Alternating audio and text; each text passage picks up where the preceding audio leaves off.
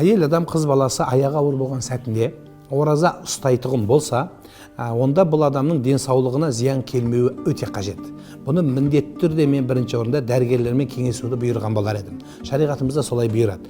Неге? Өйткені денсаулығы кінараты бар адам, денсаулығы көтермеген қыз келіншектердің аяғы ауыр бола тұра ораза ұстайтын болса, оның ішіндегі бөпесіне зияндық келу ықтимал. Сондықтан әйел адам ол баланың рызық нәсібесін кемітпестен денсаулығын күтіп, содан кейін бала босанған деген 40 күн тазарып, баланы 2 жыл емізіп, содан кейін ұстай береді. Тіпті әйел адам өмірде біраз уақытқа дейін ұстай алмай қалуы мүмкін. Ол мойнында тұра береді, иншалла жаратқан алдында ол тіпті кешірімге дейін баруы ықтимал.